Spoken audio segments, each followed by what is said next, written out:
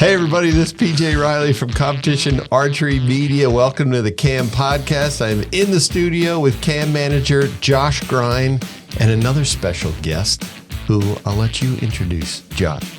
We do have another special guest.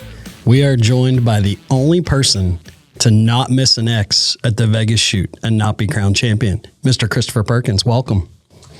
How are you guys? Good. How about yourself? Good. Oh, I'm fine. Yeah, I'm back home in the snow and blistering wind out there. And yeah, it's apparently officially outdoor season. So yeah, switch gears, I guess.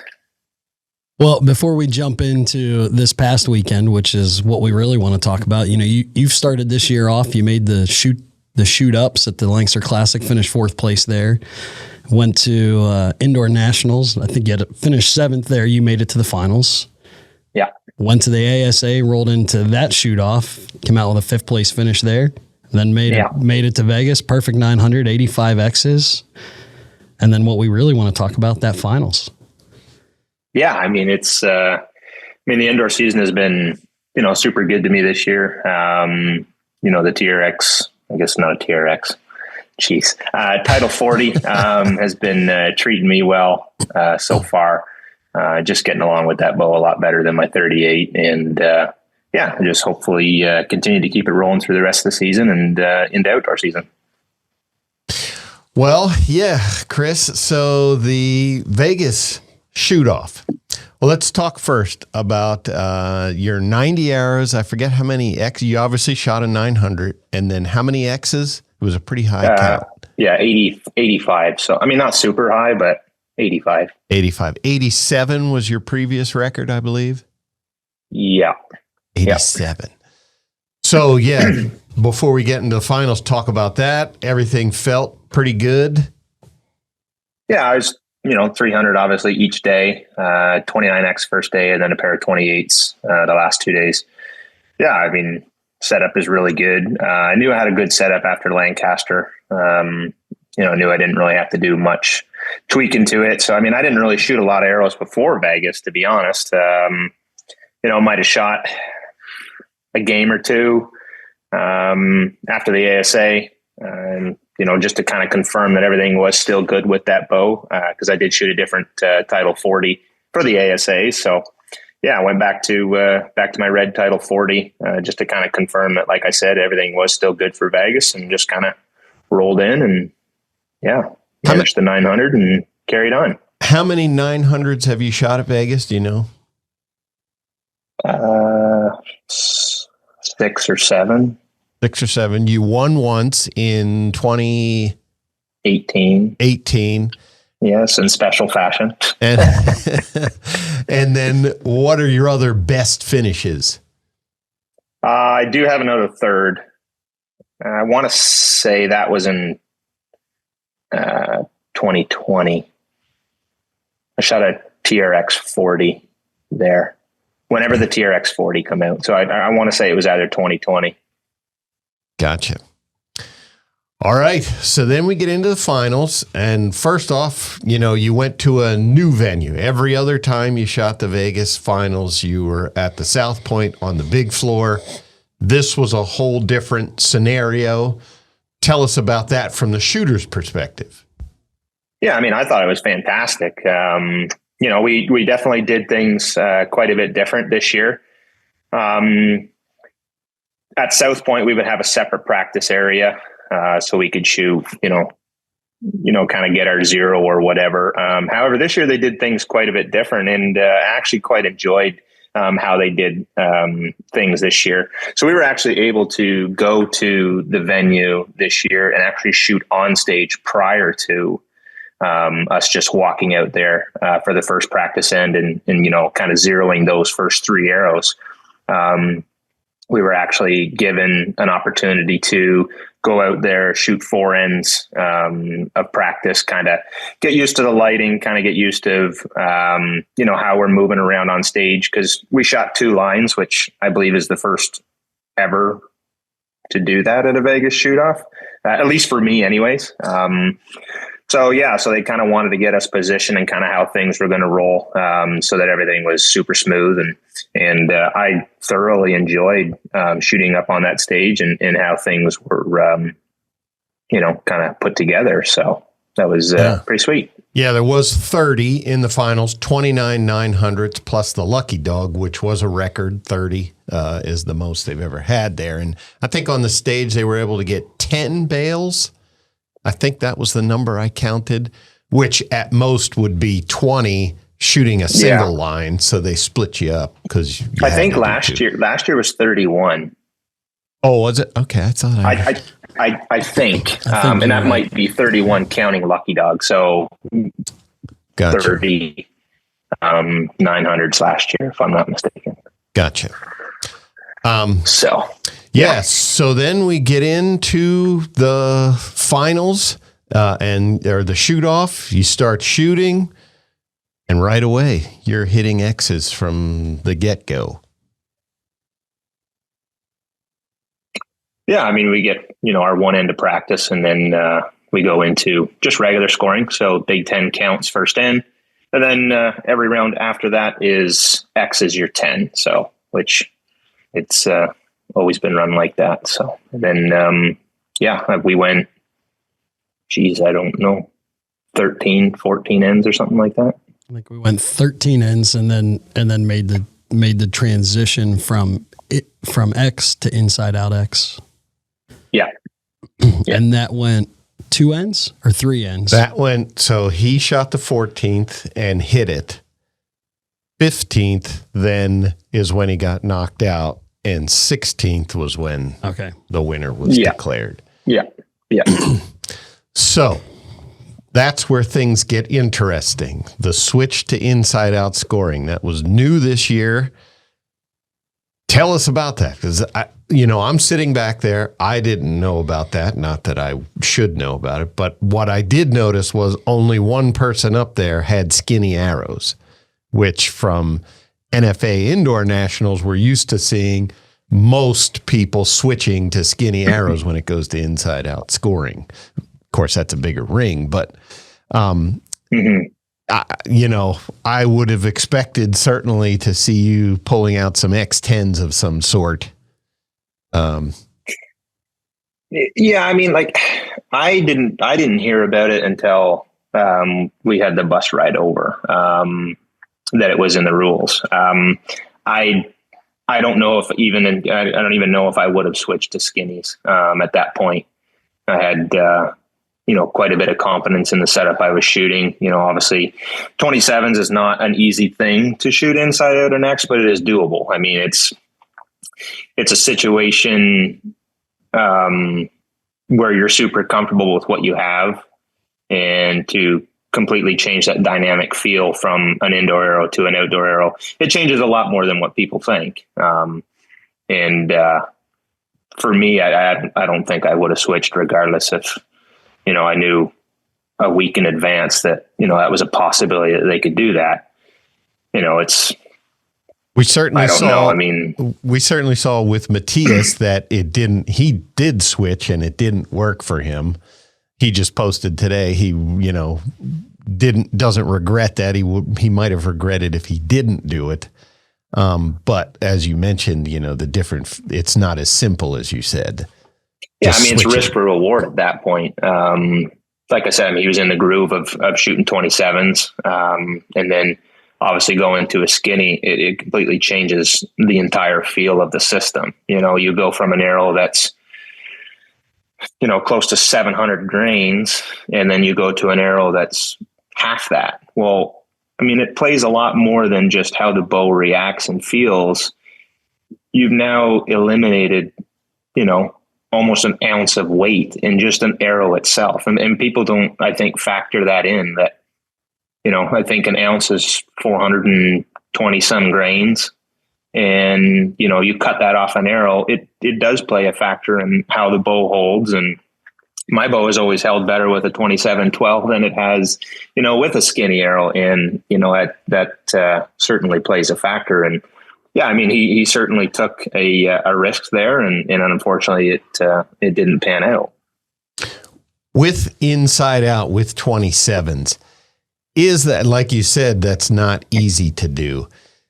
Is that something that you can call up, that you can aim, or is there a little bit of luck involved into where that arrow actually lands? The margin for error is so small. Yeah, I mean, there's definitely room there to do it. You do have some wiggle room there, but in a situation like a shoot off like that, it's different. I mean, there's lots of shooters that can stuff inside outs, time and time again. Say with a 27 in the comfort of their own home or the comfort of their own range, but to do that in front of 4,000 people, and everybody's watching you shoot that arrow, it's different. It's a different situation. So yeah. Like I said, I mean, 27-12, yeah, it can easily stuffed inside out. It's just, there is probably a little bit of luck involved there. Gotcha. So as we get into this, and we are going to talk the juicy stuff, because joking around with Kyle, I was like, hey, I mean, if this happened in any other sport where the game dynamically changed, and it did, it wasn't just let's speed it up for the spectators and for viewership. It changed. Vegas has historically, PJ, you said it this morning, Vegas has historically been about the tournament that you can't miss, and so to swap it out like that. And you didn't miss. And you're the only one who didn't miss. And this is not taken away from Bodie. Congratulations on the win. I mean, he shot awesome. He is your Vegas champion. But there's a lot to talk about here. But before we get into that, everybody in the room knew you were rolling. And there was a reason everybody in the room knew you were rolling. If you watched Christopher shoot, when that release broke, I don't know how you didn't mess yourself up at times, because as soon as the release broke, you would react. You were like, yep. And we've got footage of that, like every arrow. Yep. And I'm watching on a screen thinking, how is he, like, I don't think that arrow's even gone yet. And he's already like, yep. You had confidence that I think everybody there could see. How were you feeling going into N10, 11? You knew what, because you and I've talked about this. What was your outcome in your brain? Yeah, I mean, I in my head, I had it won. Like it's. I don't know. I say I could have won another 10 ends. Who knows? But in my mind and how zoned out I was, essentially, there was nobody on that floor that was going to beat me in that moment. And to have that confidence going into the tournament, even going into the shoot off, I had more confidence going into the shoot off than I did, essentially shooting my 3 rounds. I felt better. My shots were a lot smoother. I didn't shoot a 30x game in qualifying, and to run 45 ends of straight X's under, I guess you could say intense pressure. I was at a whole other level than what I was the rest of the week. Yeah. So 45 X's in a row is what you shot in the finals. So you find out on the bus ride to the finals, right? That it was a possibility you could go to inside out X's. Yeah, it was definitely talked about on the bus that it was a possibility. I didn't really think that they would do that, just because, like you said, I mean, the history of the Vegas shoot and the history of the shoot off itself has always been, a giant endurance race, really. I mean, it's who can last the longest out there and not make a mistake and miss an X. Right. So you find that out on the bus ride over. You've got supreme confidence that you're going to win this thing. Bruce, I don't know, maybe around Bruce Call, for those of you who maybe didn't watch the Vegas shoot, Bruce is the president of the Vegas shoot. He starts to interact with the crowd somewhere around N6 or 7, getting them to vote. React to the idea. React by noise to, do we go inside out or leave it? What as a competitor on stage and you're watching that unfold, knowing that, feeling that you have in the current the current structure, I'm going to win this thing. What's going through your mind when he's interacting with the crowd on that?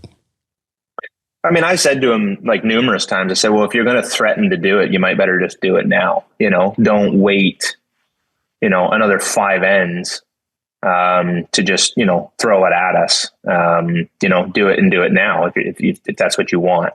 If you want to, essentially, I guess, kind of speed things up, then, we're already 4 or 5 ends, let's get it done if that's what you want to do. And as feeling like you're going to win under the current situation, is that in your brain? Like, don't change it. Are you what are you personally, how are you processing the information that's unfolding in front of you? I mean, I knew I could shoot inside out. So that's, I'm not doubting myself that I can't do that. It certainly changes as each hero goes by. And I think we've seen that after inside outs, it was 3 ends and it was over. Right. It was that quick.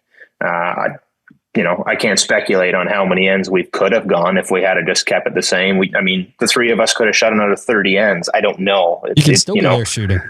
Yeah, right. We could all missed our flights and still have just been on the stage ourselves shooting. I don't know, but when it was said, in 2 ends, I think he said, we'll go to inside out scoring. I didn't change anything on my thought process. I didn't change anything on my shot process either. I just knew that, okay, well, now we might have to work a little bit harder to, get one inside out and carry on and see how long we can make things go. So you said that, you're rolling, doing the same thing. I'm wondering from my perspective, because one thing that did change is once he made that announcement, that is ultimately when both of the other archers missed their X's, was when it went to inside out scoring. So they scored the same as your arrows. Do you aim any different when you're going for inside out? I'm wondering, Bodie now, if he's trying to hit inside out, is he aiming a little harder to do something and that's why he missed? Or,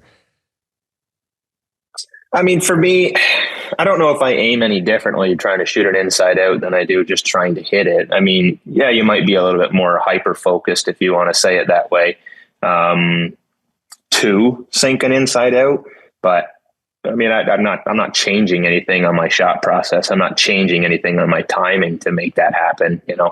And just, shooting a back tension, I hope it breaks good and gives me a reward for an inside out. It's like I said, 27-12, it's hard to do in a situation like that, but it is certainly doable. So your last 3 arrows that you shot were almost all identically in the same spot. Yeah. Just clipping that line. They were 95% in, maybe even a little more than that. But how does that feel then when you don't get that inside out? What goes through your head? I think my reaction to it kind of tells the tale. Obviously, it sucked. I did make a podium, so I guess that's a bonus. But being out there shooting and feeling the way I felt, I felt, super confident. Not probably, the most confidence I've ever felt in a Vegas shoot-off was that day right there. You could, like I said, the confidence was visible in the yep. I've seen you shoot like that before, and that was when I've seen you shoot like that before, like ASA shoot downs, it's like, man, nobody's going to beat him now. Right. You are very, you have a lot of animation when you're rolling, and there's something different. And I think I heard it not only from PJ, but several of the pros, you act different when you have that confidence. You've got a swagger, you can see it, And I think we were all sitting there like, well, one of the best moments of the night was when George Tekmachov couldn't see your arrow that was like drilled. If it wasn't inside out, it was almost. And he said, I think we've got a liner there. I can't tell. And you turned around and looked like, I don't think so. Yeah. I turned around and covered my eyes. I'm like, what are you looking at? But there was one shot there where you were everything was breaking and you were like, yep. As soon as it broke. And there was that one arrow. I don't know what you said. We should have NFL Films do one of those lip reading videos. I know what he said. Yeah, it wasn't you. It just went a touch high.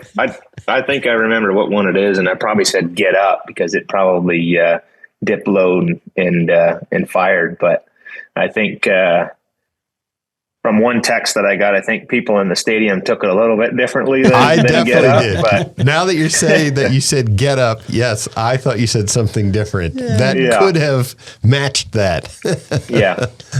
Way to bring it back to correct for the home audience. That's right. Yeah. So let's talk a little bit about that going to Inside Out, because at dinner afterwards, I was thinking about, so running the ASA, one of the biggest conversations that I get. I've heard it about the Lancaster Classic. I've heard it at different shoot-offs. At ASA, we do the bonus ring. And one of the biggest complaints about the bonus ring count is that it does not reward the person who shot the most consistent. And on the 3D side, I can argue like, well, yeah, but it's risk reward. It's right. You guys could all aim center 10 and play par. The bonus ring is set up to, I'm going to aim at a 12 and that might cost me an 8. And so the person with the most 12s always gets, and people argue with me about it. Yeah, but it doesn't reward the most consistent archer. And what drove me bonkers on Sunday night is those same people having the conversations where the ones screaming inside out X's. And I'm like, what? How do you guys not connect the dots? Like, you're going inside out. And ultimately for you, the guy who was the most consistent wasn't the winner. Again, that's not taken away from the champion, Bodie Turner. Yeah. Let's spell that out. Hey, okay, Bruce set the rules. So the rules are, out there on the stage, he said what was happening. Bodie did what Bruce said was supposed to happen. Right. Boom. So he's the champion. But in my heated moment of everybody complains about the most consistent not being rewarded at ASAs or at the Lancaster Classic where it's 11s, because again, you could shoot a 9 at Lancaster, still move on because of the 11s. Right.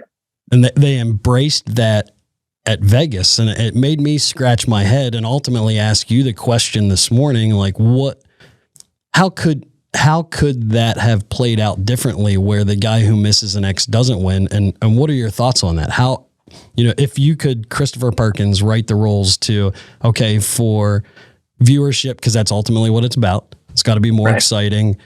Only faster. Only archers are going to appreciate the fact that you guys could have gone another 120 ends, right? Yeah. And archery geeks would have watched that and they would have been super impressed by the consistency. Yes. But what would continue to benefit the most consistent archer while speeding it up? And I think you said you made a post with an idea. Yeah, I think I am not against the inside out at all. I mean, I think it's definitely drove a lot more interaction. People were a lot more excited when it happened. And I mean, you could tell in the stadium, when we each sunk an inside out on the first round, I mean, the stadium just absolutely blew up. But I think what they need to do is, if they are going to, kind of keep this and say, hey, after, if the Vegas shoot off goes 10 ends, after 10 ends, we'll implement a inside out rule.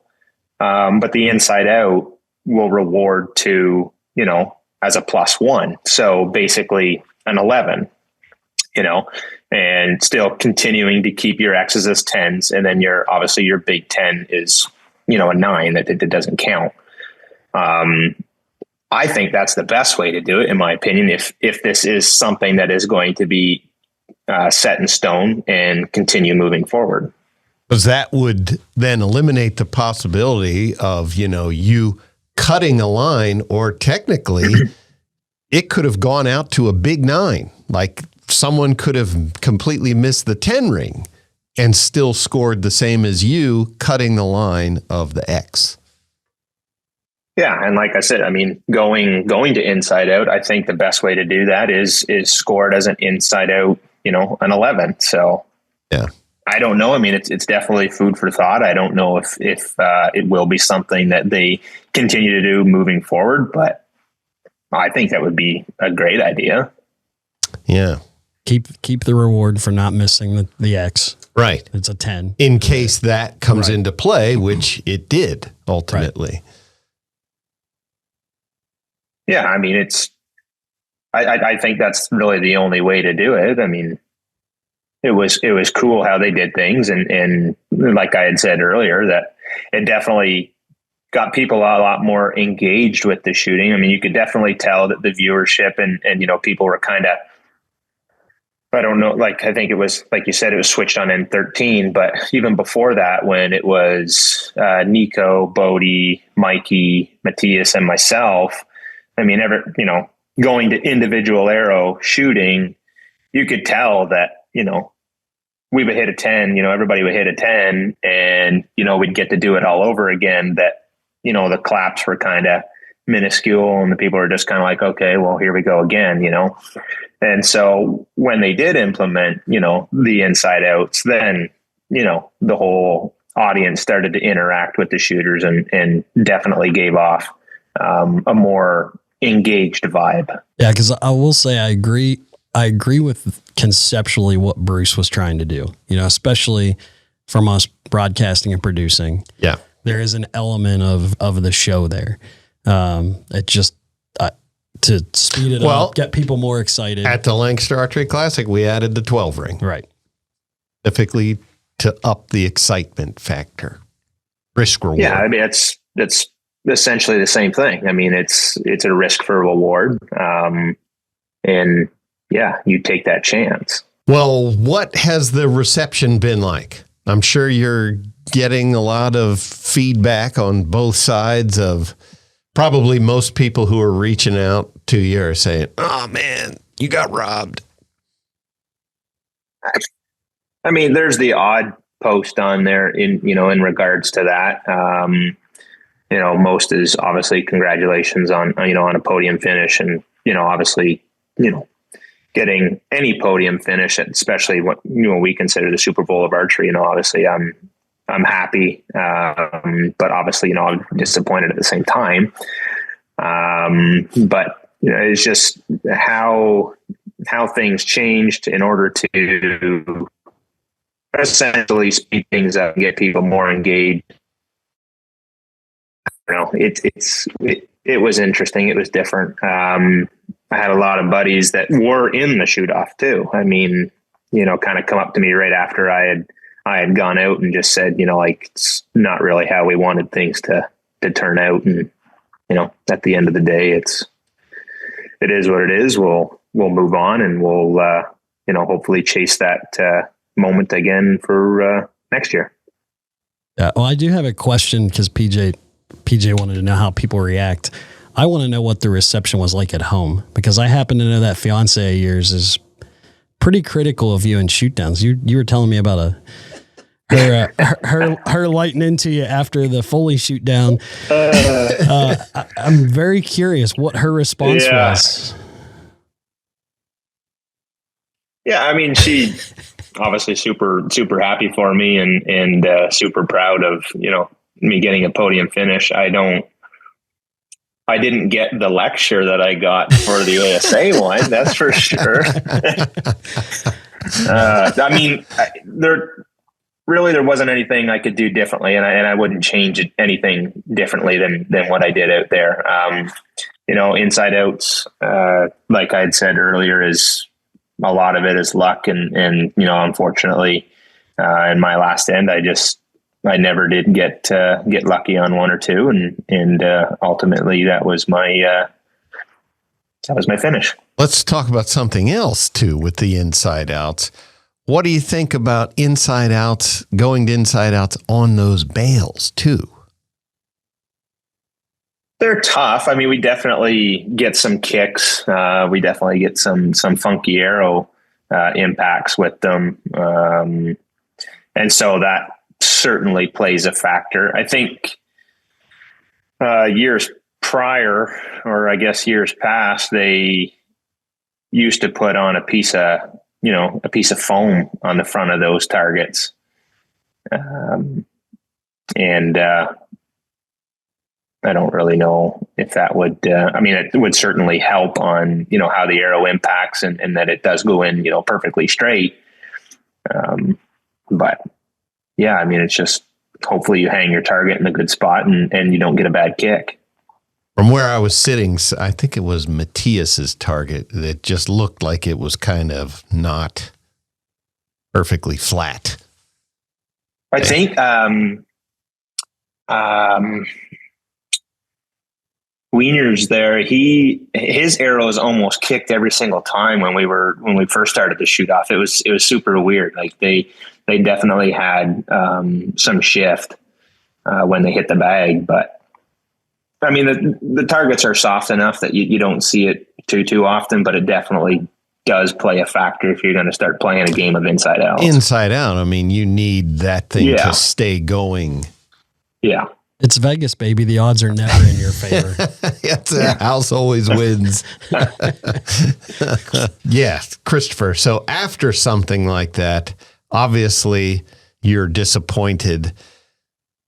How do you get past that? You have an ASA in 2 weeks, 3 weeks, totally different game, but how do you put that beside and say, all right, let's go, next one? I think I left it behind Sunday night, to be honest with you. I mean, got another event in a couple of weeks.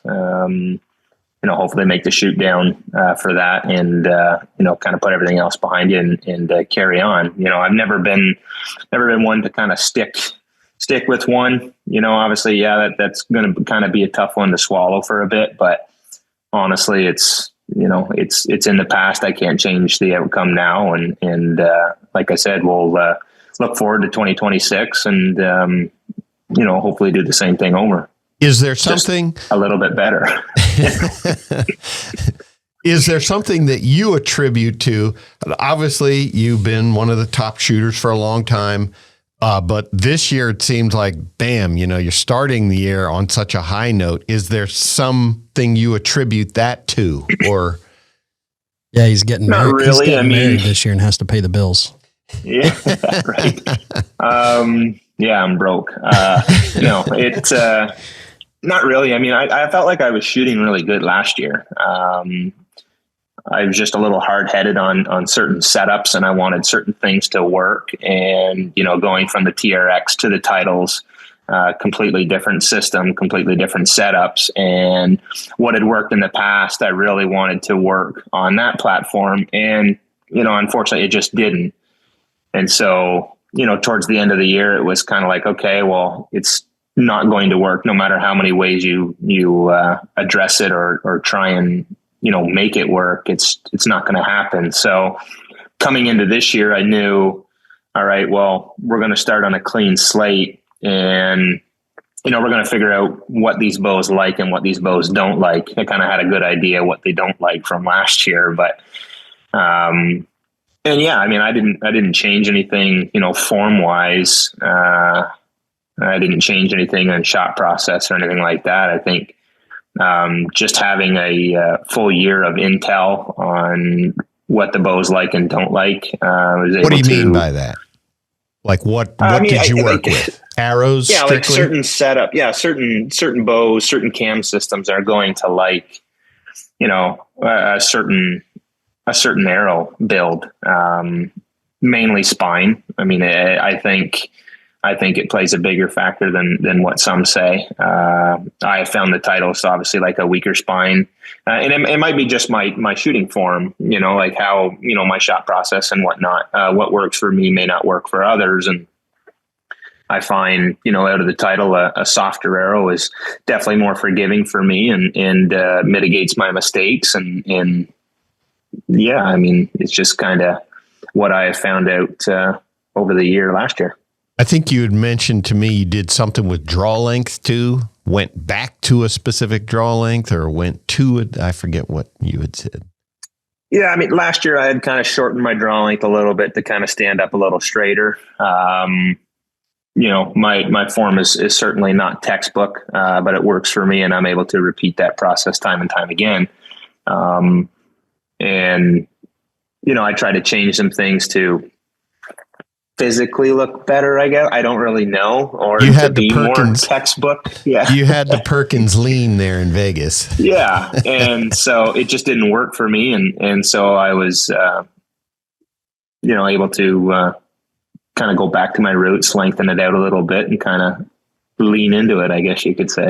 Well, I saw a comment on, I don't know if you saw last week, Matthias put up a post of a slow-mo camera. I think the title to the post was $150,000 slow-mo camera. And I watched the shot, and, he has that textbook form. But man, the Facebook warriors come out underneath, and one of them was, you're leaning back a little bit. Your draw length is too long. Well, if you look at Perkins shoot, he's about 2 inches too long with that lean. Yeah. I should be shooting a 27-inch draw length, not 29 and 3/16. Yeah. We'll let all the Facebook commenters tell you what you're doing wrong after this. Yeah.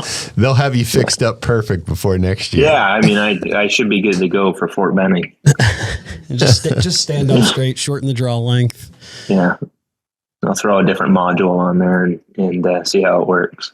Well, again, we just wanted to come back to say, congrats to Bodie and to Nico Gerard for first and second there. But yeah, we couldn't ignore the chatter that we kept hearing and that we saw ourselves that, as we said, the tournament that seems to reward not missing. And then in the big finale, the one guy who didn't miss was not the winner. I woke up this morning and said, what would Stephen A. Smith do? Yeah. Right. You got to talk about it for sure, because people are talking about it. It's archery, though. We can't do that. Yeah. We're not supposed to. Yeah. I mean, like I said, there's certainly some chatter going on about everything and kind of how it was handled. And I think, there's some positive with it, and there's obviously always going to be some negative with it too. And like I had said, I had told Bruce, like, if you're threatening us to do it, you might better just go ahead and do it. I'm not against it. It definitely changed some things, and obviously, big congrats to those guys for able to, pull it off. And moving forward, I think they need to, look at some other things and maybe make it, an inside out to an 11 and see how that kind of shakes some things up. So, yeah, I heard some other suggestions I heard were whatever you start the shoot off with, you have to finish the shoot off with in terms of arrows. I heard. Go ahead. There's always been talk about that, especially with indoor nationals when we go to inside out, it's always been, something that comes up, I think you should, have to finish the tournament with what you started with. And yeah. I honestly don't think that that's, a big factor. If you want to switch to skinnies, have at her, go ahead and switch. That's perfectly fine. And I don't think that that's, as big a deal as what people may think it is, or what they want it to be, essentially, I guess. Another one I heard was limit the max to 23 diameter versus 27, which is what it is now. There was probably more than just the two. Nico Gerard and Mikey both shot 23s. Nico finished second. I thought he was shooting 23s. I couldn't see his arrows. Yeah, but he shot 23s. Smart. Mikey shot 23s. I'm sure there was others. I'm not 100% sure on that, so I can't say for sure. But there again, if you want to limit to 23s, Mikey has shot how many 600s in World Archery? Yeah. You know what I mean? Like, Stefan's shot a 600 in World Archery. Matthias has shot a 600 in World Archery, plus however many 150 passes that he did a couple of years ago, I think, in Nîmes, and still lost. I don't think that limiting us to a 23 is going to change anything. Right. And the If casual, if anything, if they go to the inside out, I mean, I think that makes it a little bit easier. I mean, you've got some more wiggle room there. Right. But I mean, it's not going to change the outcome. You're still going to have Perfect 25, scores. 30, or 20 people shoot a 900. I think that's kind of irrelevant. and the casual archery fan doesn't get that. You can read the comments and like, it's gone too many people. It's too easy to be perfect. Go 23s. And to your point, I'm thinking the same thing. Like, I've watched these guys shoot. There's the historical data of what they do in world archery. Like, it doesn't change anything. Right. I mean, I want to say the first 900 or maybe even the first 2 900s I ever shot in Vegas were with 23s. So, I think it's just kind of, what works best for you. And that's what you roll with. And fortunately for Nico Gerard and Mikey, they found 23s worked the best, and that's what they rolled with. And, both of them were in top 5, and obviously Nico finished second. So, right.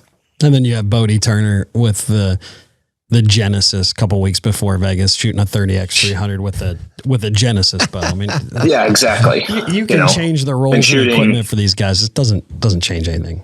Yeah. I mean, in qualification shooting a 900 with 89Xs, like, so realistically, I'm sure I didn't really get to see what his qualification targets look like. Mind you, the last 2 days, his target was super tight. So if you eliminate, that diameter size of 27s and go to 23s, he'd have probably still shot an 89X. Yeah. The outcome is not going to change regardless of arrow diameter. Gotcha. Well, hey, one of the things about us having this discussion is because the skill level in your class in particular has just gone through the roof. The Vegas shoot did kind of a cool graphic before the shoot of showing the history of 900s. And it took, I forget how many years just to get one.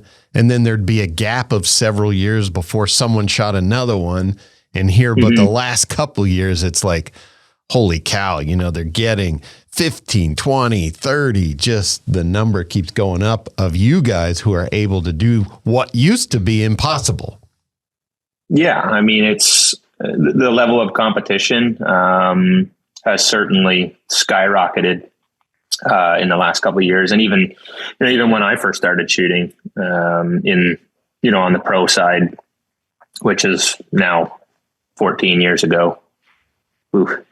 But yeah, I mean, and we have seen, we've obviously seen a trend of more 900s in the last couple of years with Vegas. But even if you look at years past too, you'd have a year where there was 15, and then we had one year where there was 5. Yeah. The big money year, it went down. Yeah. And so, since then, obviously it's grown, 15, 18, 20, 25 plus. And now, now we're in the 30 mark. I think you'll still see that number continue to grow, for years to come, which is awesome. I mean, that's great. I mean, it's literally, like we had said before, it's the Super Bowl of archery, and it's the largest indoor tournament to cap out the year. And to have more and more shooters, capture that, first 900, or they're going for double digits on 900. It feels the same whether it's your first one or if it's your 15th one. Well, to be honest, there were several first timers in the group this year of 900s, and there were several people who historically we expect to shoot 900s who weren't in there as well. Just to, so that number could have been even bigger. Yeah, Vegas is hard to explain to people that don't really compete at that level, I guess you could say. Like, when we go out there, it's expected of us. So, I mean, there's that added pressure. And then we add pressure on top of it that we personally expect to shoot a 900. And then you add the element factor of hundreds of people watching you shoot that final arrow. And, obviously being the second line during the qualifier, I shot top target Well, you already had those guys that had shot the 900. So there's chatter behind you while you're, trying to work through those final 3 arrows of people celebrating and high-fiving. And you want to be a part of that group. So there's that added pressure as well. So it's just a snowball effect of essentially stress and pressure to, get through those 90 arrows and make it to the big show. Yeah. 61, I believe, 300s the first day, then down to, I believe it was 42 600s, and then down to 29 900s. And that's pretty accurate throughout the years too. We generally cut in half every day, just the last couple of years, we lose, a handful of guys the last day. And like you said, last year, I think there was 31, including Lucky Dog. So 30. And then this year, 29. So what's that like? I saw a couple people do it, to miss in your last end. Last end or last arrow? Because I did that last year. Well, I know. I know you've been there. Yeah. For me, the last arrow is hard. I think you just have to kind of bear down and go to the roots and what has put you in that position to begin with. A lot of it is trust for me. If I just trust myself, I can make it happen. But I think it's a disappointment. It kind of wrenches your gut like no other. You've worked literally all year for that moment to capture a 900, and it kind of slips through the cracks right at the last. So yeah, it sucks. But you kind of got to pick yourself up and tell yourself, why you were in that position to begin with, and not, kind of discredit yourself in the moment and carry on. I watched Caleb Quiocho, young adult. He ended up being the young adult championship compound champ. He missed his 90th arrow, which would have given him a 900 and would have made him the outright champ. He ended up shooting an 899 and had to go to the shoot off, which he eventually won. Yeah. So I'm guessing that's probably a good learning experience, because he had to turn it around within a day to come back and take the title. Yeah. And I think he won it last year as well. I don't know if they had 900s last year or not, or 899s as well. But yeah, he, obviously turned it around and talked to himself and said, this is, why I'm here, and, the process to get me here, and we'll just continue the same thing and hopefully come out on top, with the shoot off. So what's worse, missing on your first end or your last end at Vegas? 100% last end. Last end. The first end is just, I don't know if I've ever missed on the first end. But the way Vegas historically has been, you miss, you're done. And a lot of you guys can shoot. You can shoot 930Xs all day long in practice. I've seen the stacks of targets. Chance Bobest one to come to mind. He said, I never miss an X in practice. Yeah. Mm-hmm. And you ride that into Vegas, your very first arrow or first 3 arrows you miss. And it's like, I guess I'm on vacation now. Very expensive vacation, but I'm on vacation. Yeah. It's like I said, it's very different. It's a different element outside of your comfort zone or of your own range. I've shot, a handful of 90X rounds here, or 60X rounds here, whether it be on the, 3-spot Vegas face or the 5-spot Rushmore Rumble face. I've shot many rounds, clean. However, you get outside of, that norm and that comfort, then the round kind of seems to be different, even though it's not, Yeah. And like I'd said earlier, you've got hundreds of people watching you. You've got the added pressure of an expectation of your sponsors essentially expect you to be there, especially at our level. And then, obviously your own expectation of, you should be there as well. So my first 30X game required me 90 arrows to shoot it, but I still count it as a 30X. I mean, you can score it how you want. It doesn't have to be scored in consecutive ends either, Well, Christopher, was there anything else there? We had a pretty good discussion here, one that we felt like we just needed to have because the archery world was having it anyway. Yeah, I mean, it's like I said, I mean, obviously a huge congrats to those guys and they certainly put on one heck of a show. Yes. I think, moving forward, I think it's a great idea. I think, it should be addressed maybe slightly different than how it was. And if we can kind of come to terms of, rewarding that person that does shoot an inside out and, to carry on, then yeah, I mean, I'm all for that to make it things, obviously a little bit more interesting and certainly a lot more viewer friendly and to engage the people watching. Always a professional, Christopher Perkins. Always a professional. That's right. It's just another tournament. We'll go to another one in 2 weeks. Was that Rio Wild who he was famous for telling everybody it's just a tournament. If you win it next year, nobody's going to remember. If you get last place, nobody's going to remember. Life goes on. It's just archery. I think I would remember. It's just a game. If I won it, I would definitely remember the next year.